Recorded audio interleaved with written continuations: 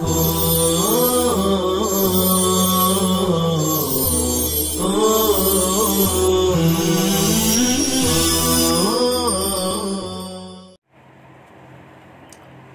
اللہ الرحمن الرحیم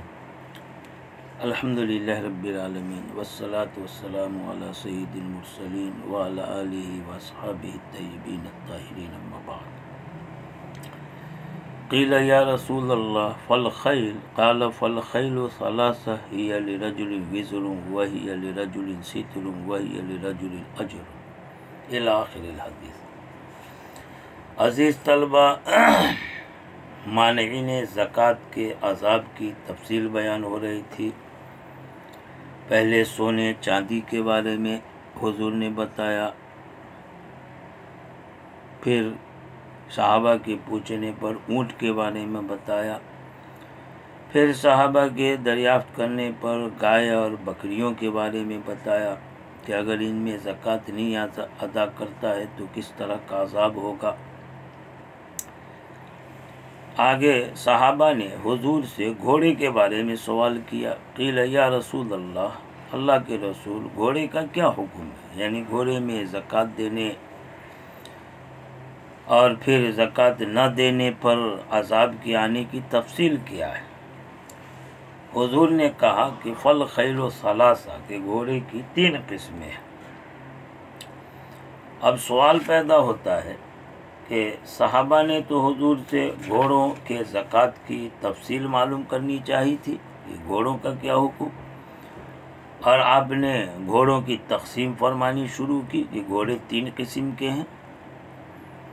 تو سوال یہ ہے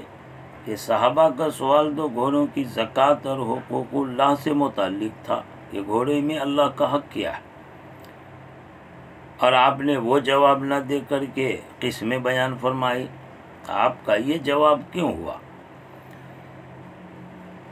اس سوال کا علماء نے یہ جواب دیا ہے کہ حضور کا یہ جواب بطور اسلوب حکیم کے تھا۔ اسلوب حکیم کا مطلب ہے سوال کچھ ہو اور جواب کچھ ہو،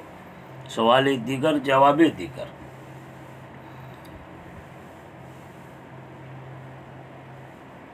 سوال تو صحابہ نے گھوڑوں میں زکوٰۃ اور اللہ کے حق کے بارے میں کیا تھا، لیکن حضور نے گھوڑے کی قسموں کی تفصیل بیان فرمائی۔ یہ اسلوب حکیم کا جواب تھا، سوال کچھ اور جواب کچھ۔ اسلوب حکیم والا جواب بڑا علمی ہوتا ہے، اس میں بڑی گہرائی ہوتی ہے۔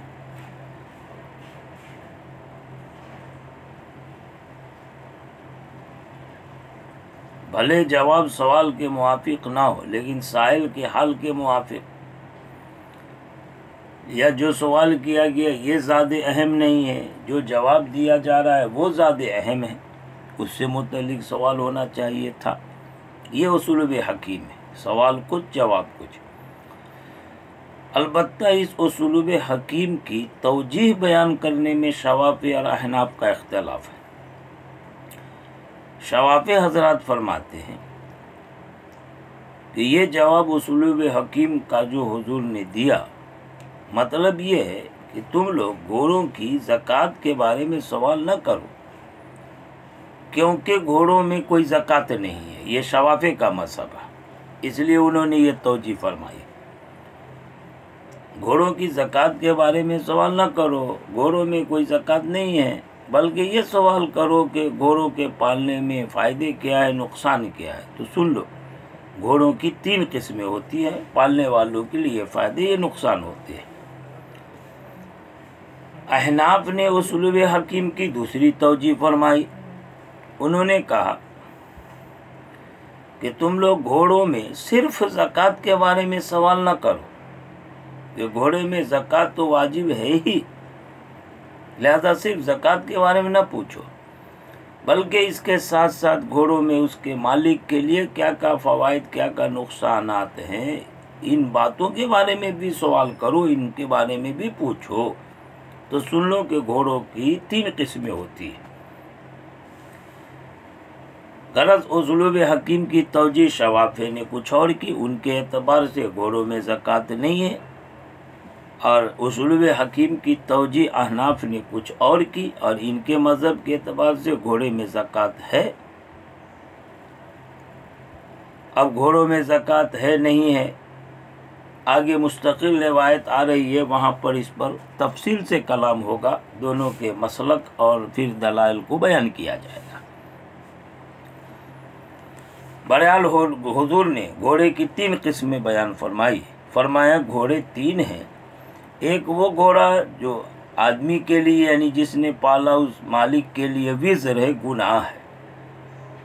اور دوسرا وہ جو آدمی کے لیے گھوڑے کے مالک کے لیے ستر ہے، پردہ ہے، اور تیسرا وہ جو آدمی مالک کے لیے اجر ہے یعنی باعث ثواب ہے۔ اب اس اجمال کی تفصیل آگے حضور نے بیان کی۔ فاما اللطیف، تو بہرحال وہ گھوڑا جو آدمی کے لیے وزر گناہ ہوتا ہے، تو وہ آدمی جس نے کہ گھوڑا پالا ریا اور فخر کے طور پر، دکھاوے کے لیے، دوسرے لوگوں کو حقیر سمجھتے ہوئے، اپنے آپ کو بڑا جانتے ہوئے، ولیوان علی اہل اسلام، اہل اسلام کی دشمنی میں، لیوا عداوت و دشمنی کو کہتے ہیں، جنگ کو کہتے ہیں، یعنی مسلمانوں سے لڑنے، جنگ کرنے اور مسلمانوں کی عداوت و دشمنی میں، کہ ان گھوڑوں کے ذریعے مسلمانوں پر حلہ بولیں گے، حملہ کریں گے، انہیں نقصان پہنچائیں گے۔ فَهِيَ لَهُ وِزْ، تو نیت میں فطور ہے، اس وجہ سے وہ گھوڑا اس فاسد نیت کی وجہ سے اس کے لیے وبال ہوتا ہے، فَهِيَ لَهُ وِزْرٌ، اس کے لیے گناہ ہو جاتا ہے۔ اور بہرحال وہ گھوڑا جو اس کے لیے پردہ ہے، تو وہ آدمی جس نے گھوڑا کو باندھا اللہ کے راستے میں، یہاں اللہ کے راستے سے مراد وہ اللہ کے راستے میں جنگ کرنا نہیں ہے، دشمنوں سے مقابلہ کرنا نہیں ہے، بلکہ اللہ کے لیے خیر کے کام میں استعمال کرنے کے واسطے سے اس نے باندھا پالا ہے۔ فی سبیل اللہ، اللہ کا راستہ یعنی اللہ کے راستے میں جنگ کرنا، اس کا ذکر آگے والے تیسری قسم کے گھوڑے میں ہو رہا ہے۔ خیر کے راستے میں اللہ کے لیے اس نے گھوڑے کو باندھا، یعنی جس میں نیت اچھی ہے کہ اس سے لوگوں کو فائدہ پہنچے، اپنے کو اس سے فائدہ ہو۔ ثم لم ینس حق اللہ، پھر وہ اللہ کا حق نہ بھولے اس کی پشت میں، یعنی کسی کو سواری کی ضرورت پڑے، اس کو گھوڑا دے دے سواری کے لیے، یا کوئی پیدل جا رہا ہو پریشان ہو، اسے اپنے ساتھ گھوڑے پر سوار کر لے، بٹھا لے، یہ پشت میں گھوڑے کے حق نہ بھولنے کا مطلب۔ ولا رقابی، اور نہ ہی اس کی گردنوں میں، یعنی اس گھوڑے کی ذات میں اللہ کا حق نہ بھولے، یعنی بہت سارے گھوڑے ہو جاتے ہیں تو ان میں جو زکوٰۃ آتی ہے گھوڑے کی ذات سے متعلق، جو اللہ کا حق وابستہ ہو جاتا ہے، اس کو نہیں بھولتا ہے، یعنی وہ ادا کرتا ہے۔ یہ احناف کی دلیل ہے کہ گھوڑے میں زکوٰۃ ہوتی ہے، اس لیے کہا نہ ہی اس کی گردن میں، یعنی اس کی ذات میں، یعنی اس پر جو زکوٰۃ آتی ہے وہ ادا کرتا رہتا ہے۔ فَهِيَ لَهُ سِتْرٌ، تو وہ گھوڑا اس آدمی کے لیے پردہ ہے۔ پردہ کا مطلب یہ ہے کہ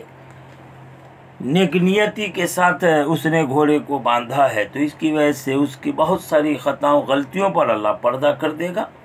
یا یہ مطلب ہے کہ ایک گھوڑا ہے اور نیت اس کی بڑی اچھی ہے پالنے میں، اور اچھے کام میں، خیر کے کام میں، خدمت خلق میں اس کو استعمال کرتا ہے، تو بظاہر یہ بہت خوشحال لگتا ہے، غنی اور مالدار لگتا ہے، حقیقت میں وہ آدمی اندر سے معاشی اعتبار سے تنگ حال ہے، پریشان ہے۔ تو گھوڑے کا اس طرح سے اس کے پاس رکھنا، یہ اس کے معاشی تنگ حالی پر پردہ بن جاتا ہے۔ لوگ سمجھیں گے کہ یہ خوشحال آدمی، حالانکہ حقیقت میں خوشحال نہیں، تو اس کی معاشی تنگی اور پریشانی پر یہ گھوڑا اس کے لیے پردہ ہو جاتا ہے، اسی لیے کہا فَهِيَ لَهُ سِتْر، پس وہ گھوڑا اس کے لیے پردہ ہے۔ تیسری قسم والے گھوڑے کو بتایا، اور بہرحال وہ گھوڑا جو اس کے لیے اجر ہے، یعنی ثواب کا باعث ہے، کام تو بعد میں کرے گا، لیکن گھوڑے کو اس نیت سے رکھا ہے، گھوڑے کا رکھنا ہی اس کے پاس اس کے لیے اجر کا ذخیرہ تیار کرائے گا۔ پس وہ آدمی جس نے کہ گھوڑا کو باندھا اللہ کے راستے میں، یعنی اللہ کی دین کی خاطر، اللہ کے دشمنوں سے جنگ کرنے کے لیے، مقابلے کے لیے، اللہ کے دین کی سربلندی کے لیے، یہاں پر فی سبیل اللہ مراد اللہ کے راستے میں جنگ کرنا ہے، اللہ کے دشمنوں سے مقابلہ کرنا، اللہ کے دین کو سربلند کرنا، اس نے باندھا اللہ کے راستے میں اہل اسلام کے لیے، یعنی مسلمانوں کی حمایت کے لیے، مسلمانوں کی حفاظت کے لیے، مسلمانوں کا ساتھ دینے، مسلمانوں کی مدد کے لیے، فی مرج و روضہ۔ مرج کشادہ میدان کو کہتے ہیں جہاں سبزے ہی سبزے ہو، ہریالی ہو، ہریالی اور سبزے، و روضہ اور چراگاہ میں، روضہ باغات، باغ ہو، چراگاہ ہو، وہاں اس نے باندھا۔ فما اکلت من ذالک المرج ابی روضہ، بس اس گھوڑے نے اس چراگاہ یا باغ سے نہیں کھایا کچھ بھی، الا کتب لہ، مگر اس کے لیے لکھا جائے گا اس کی تعداد کے مطابق جتنا کہ اس نے کھایا، حسنات، نیکیاں لکھی جائیں گی۔ کتنا عظیم ہے وہ آدمی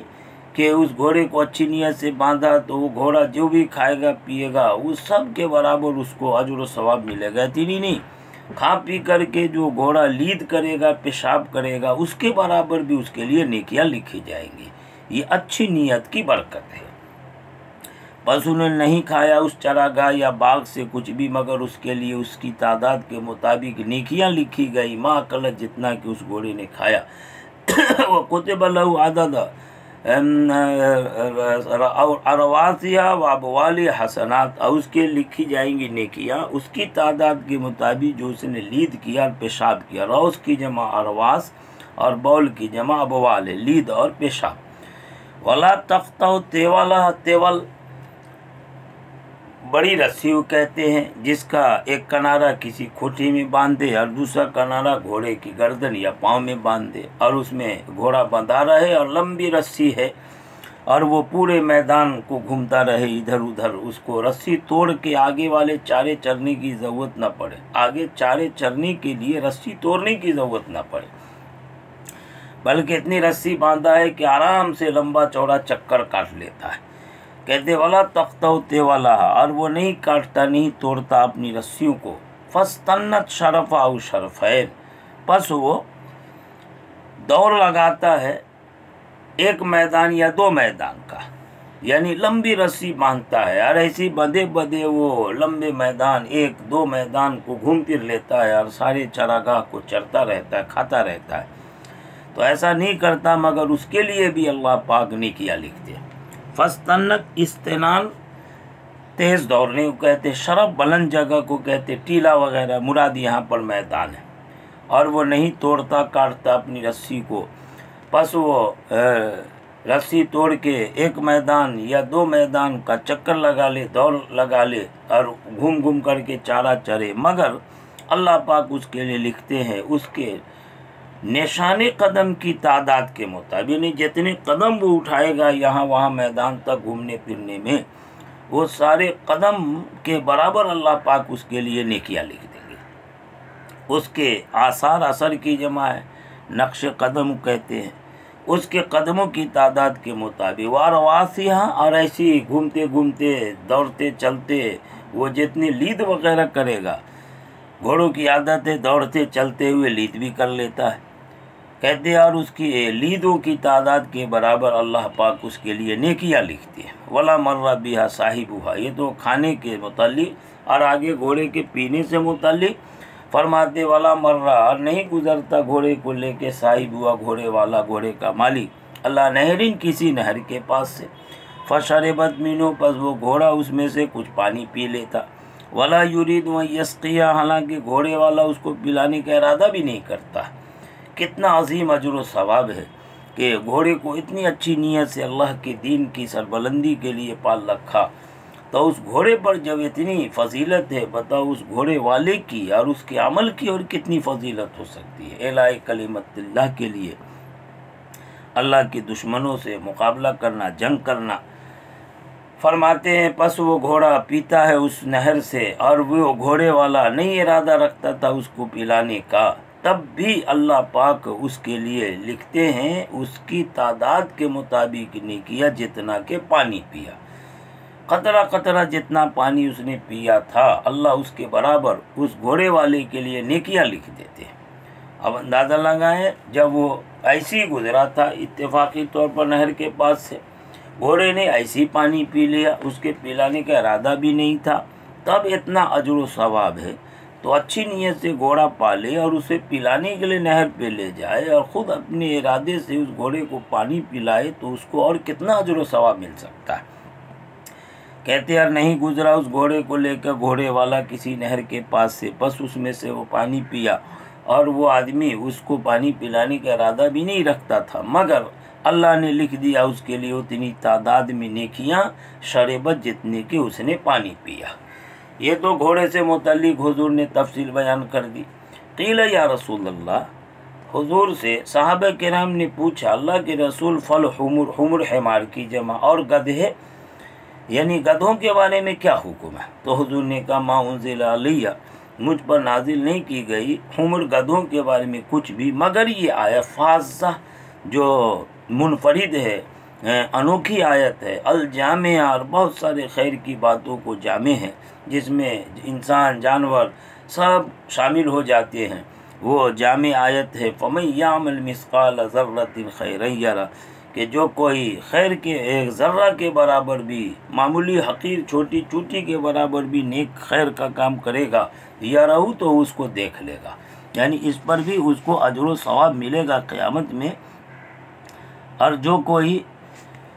شر کا کام ذرہ کے برابر چوٹی کے برابر بھی اگر کرے گا تو اسے بھی دیکھ لے گا، یعنی اس پر اسے عذاب بھگتنا پڑے گا۔ معلوم ہوا کہ گدھا ہو، جانور ہو، جو بھی اگر اس کے ساتھ اچھا سلوک کرے اور اچھے مقصد سے استعمال کرے، مثلاً گھوڑے کو، مثلاً گدھے کو اچھی نیت سے استعمال کیا تھا، اور وہ اچھی نیت یہ تھی کہ اس گدھے کو کسی کی سواری کے لیے دے دیا، کسی کا سامان اس پر لاد لیا، اچھا کام کیا، اس نے نیک کام میں اس کو استعمال کیا تو یقیناً اس کو ثواب ملے گا۔ یا یہ کہ برے کام میں استعمال کیا، اس گھوڑے سے برا کام لیا اس نے، یا گھوڑے کو ستایا، گھوڑے کو تکلیف پہنچایا اور اس سے دوسرے کو نقصان دیا، نقصان پہنچایا، تو اس پر اس کو گناہ ہوگا۔ بہرحال یہ فاضہ یعنی ممتاز اور انوکھی آیت، جامعہ ہر طرح کے خیر کو جمع کرنے والی آیت ہے۔ یہ عام ہے، جس میں گدھے وغیرہ کو شامل کر سکتے ہیں کہ گدھے کو اچھی نیت سے استعمال کرے اور اچھے کام کے لیے لوگوں کو فائدہ پہنچائے تو ثواب پائے گا، اور اسی گدھے کو بری نیت سے استعمال کرے، برے کام میں لاوے، دوسرے کو اس سے نقصان پہنچائے، یا خود اس گدھے بے زبان جانور کو تکلیف دے تو اس پر اس کو گناہ بھگتنا پڑے گا۔ یہ پوری روایت تھی لمبی جو مانعین زکوٰۃ کے عذاب کی تفصیل سے متعلق تھی۔ اللہ پاک ہمیں صاحب استطاعت اگر بنائے، اور اللہ بنائے کسی کا محتاج نہ رکھے، اور اس پر زکوٰۃ ادا کرنے اور غریبوں کی مدد کرنے کی توفیق دے، اور جانور وغیرہ کے سلسلے میں بھی اچھی نیت اور خیر کا جذبہ اختیار کرنے کی اللہ پاک توفیق عطا فرمائے۔ وآخر دعوانا ان الحمد للہ رب العالمین۔